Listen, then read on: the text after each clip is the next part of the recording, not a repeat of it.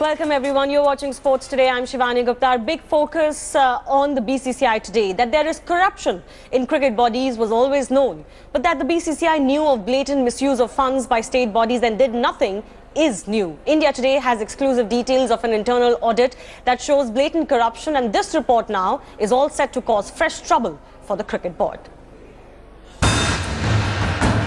Already reeling under the Supreme Court-led reforms, Anurag Thakur-led BCCI is gearing up for more trouble. Gearing up for charges of massive corruption right under its nose, going undetected, even encouraged in state bodies. India Today has learned that an existing audit report into the functioning of each state association could well become an albatross around the BCCI's neck. A very senior functionary of the BCCI told India Today, the Deloitte reports on the functioning of some associations are just damning. If Lodha committee gets these and they place them before Supreme Court, there is every likelihood of a new investigation being launched into the affairs of the BCCI and the state associations. The board now fears the Lodha committee will ask for this report, and if this happens, it could be fresh trouble. We have dealt with the subject of bringing transparency and accountability in financial matters, and we have as a matter of fact provided that disbursement policy should be framed by BCCI for allocation of annual grants and funds to the state associations. The report exposes associations have misused the funds provided to them. Goa, for example, 18 cars were being used by the managing committee members for their own personal needs. The cost of petrol and other maintenance was also being billed to the association. In Hyderabad, the managing committee members were given gold coins and their wives gold jewellery during a tender process. Also, there are unaccounted loans and payments to the tune of crores. Kerala Cricket Association is said to have built a land bank without proper due diligence. They've bought mangrove land worth 30 plus crores, which under environmental rules cannot be used for cricketing purposes. Finally, Assam was paid 60 crores as loan by the BCCI a couple of years earlier, and there are no records of how the monies were to be paid back. The BCCI has not yet made this report public, and there's no information on whether they've acted on it, which clearly puts the onus on the national body as well. The Lodha panel had already made a case for greater transparency in the BCCI's manner of dispersing funds to states in its report in January 2016. And if they get this audit report exposing massive corruption, it could well add to BCCI's misery. With Boria Majumdar in Kolkata, Sports Bureau, India Today. I have senior journalist Pradeep Magazine, who's been tracking BCCI for many decades, our consulting editor Boria Majumdar, and also my colleague Rasesh Mandani, who tracks the BCCI, joining us on the show. Let me first go across to Rasesh Mandani. Rasesh, what a damning scenario this will be for the BCCI if this report was to be made public. Curiously, the BCCI has not made this report public, but if the Lodha panel asks for it now, they've absolutely had it, isn't it? Yes, and they would have to provide, that's a legal requirement, Shivani. You're right. I mean, what's the primary argument of the BCCI been?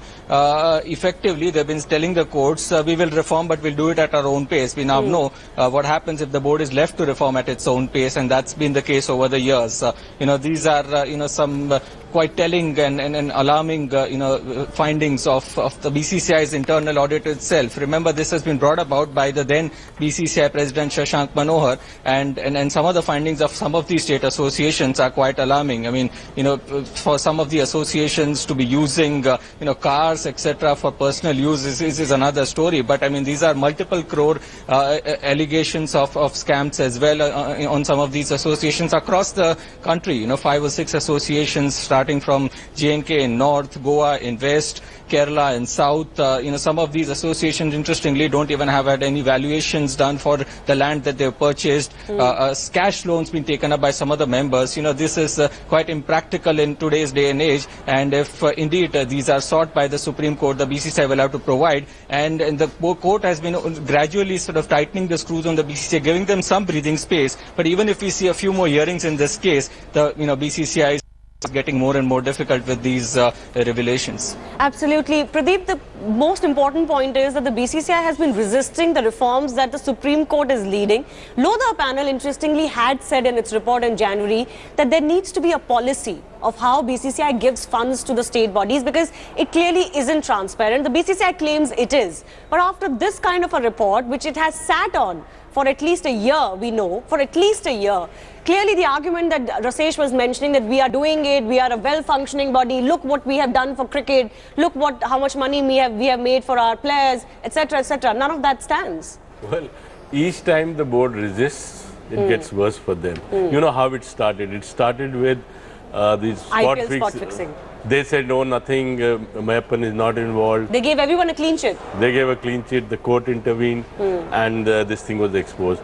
Now, instead of having accepted the Lodha Commission reports, they are delaying it. They are saying, no, the states are not agreeing. Now, what has happened? The Supreme Court has appointed an independent auditor. Now, what will the auditor do? Obviously, it will go through all these reports. And once it goes through all these reports, these are frauds which are criminal frauds. These are blatant corruption charges. Corruption charges. So, I think even now, if the board should just give it up and tell Lodha Commission, okay, fine, we accept the recommendations and you appoint an auditor, and whoever has done the fraud, by saying no, we are not going to do it, they actually are telling the world that are they complicit in all this? Exactly. The question is, what was the BCCI as the central body doing? First of all, let me also point out that it is no longer just about their funds and how they disperse under Societies Act. It's not a private body. It's not a private body. The court has mandated it disperses public function. This is public money. So this is as serious as any corruption scandal.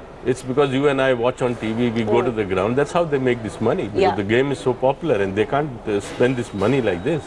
Absolutely. But do you think in the history of BCCI, Pradeep, such grave charges of corruption, we've seen it individually for some bodies. The Delhi District Association is going through that, but even that didn't happen because the BCCI acted on them from the first word go. It's because of people associated with the body have been filing cases, have been raising the issue. BCCI only acted very later, isn't it, when the when Mudgal was appointed to foresee the matches that were to be held, etc., and it put the DDCA on a notice. But in the history of BCCI, have you ever encountered such kind of blatant corruption coming out, or the BCCI trying to hide it? Look, one has heard about it, especially in the last few years when the money they were earning got multiplied and multiplied with IPL.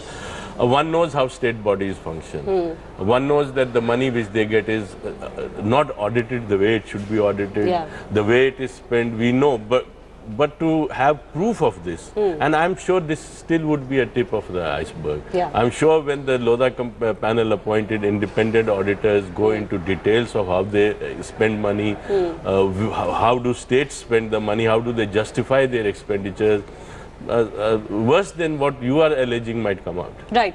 Boria Majumdar is also joining us now. Boria, first of all, just put it in perspective for our viewers. When was this internal audit done under Shashank Manohar? And what was the intention of this audit? And if the intention was to set its house in order, why has that not happened so far? I was hearing the conversation, for the last couple of minutes, Shivani, between you and Pradeep, and both of you are right. I mean, this is the tip of the iceberg. It was done late last year when Shashank wanted to bring in transparency and accountability in the functioning of the BCCI and appointed Deloitte. And the report came in around April, and that's when Shashank left the BCCI and went to the ICC. The report is in the custody of Amarchand Mangaldas. I mean, let's for once first give our viewers bare facts that what we are breaking on India Today, what we've been talking about all day, is exact reality. There's one copy of this report. It is with Amarchand Mangaldas, the BCCI's legal advisors. It's not one report. There are multiple reports, one each, on the functioning of each state association done by Deloitte, which is the BCCI's appointed firm. Why did he do it? Of course, to bring in transparency, accountability. Where I think it should have been done more is he should have made it public. Because this is BCCI, a public body disbursing public functions, or at least should have mentioned to the world at large when he was leaving the board and going to the ICC.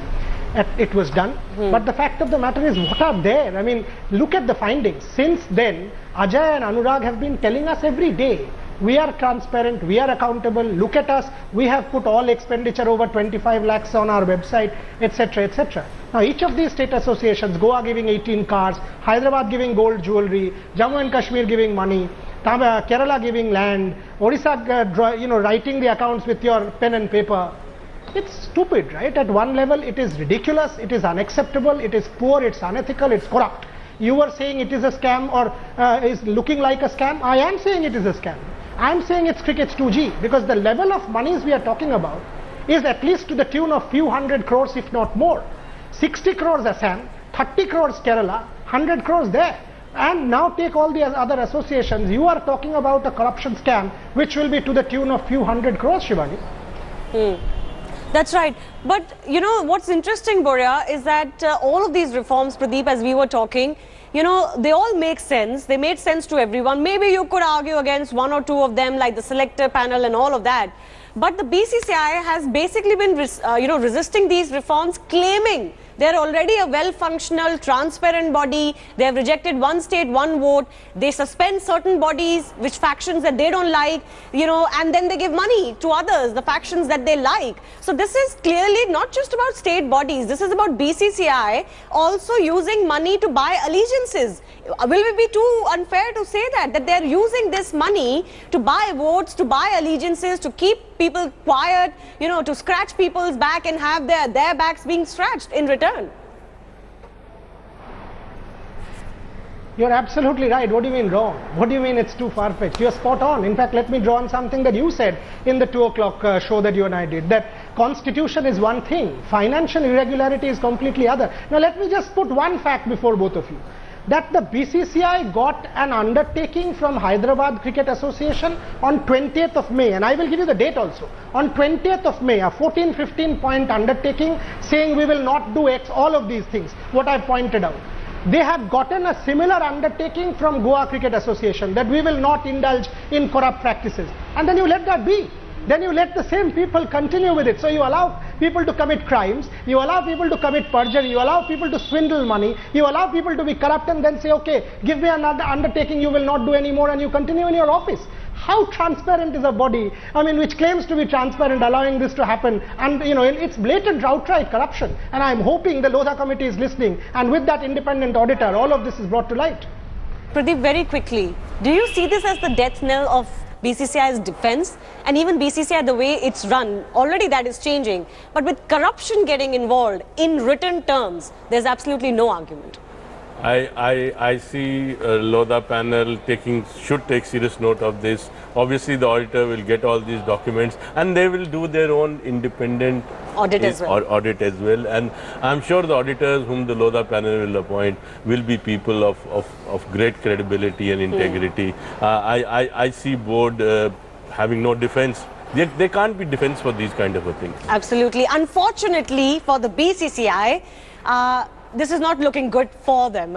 In this fight for reforms, in this fight for save their post, this could well prove to be the last straw on the camel's back, where there will be no argument. Remember, if this goes to Supreme Court, you can only imagine what the Supreme Court will do. The same Supreme Court which has said that this is public money. You are not in charge of it on your own, and how you spend this money is public's concern. Pradeep Magazine, Boria Majumdar and Rasesh Bandani, thanks a lot for joining us. We'll keep getting you the latest. Of course, this report is now key for BCCI's future. We slip into a very short break. News and updates will continue on the other side.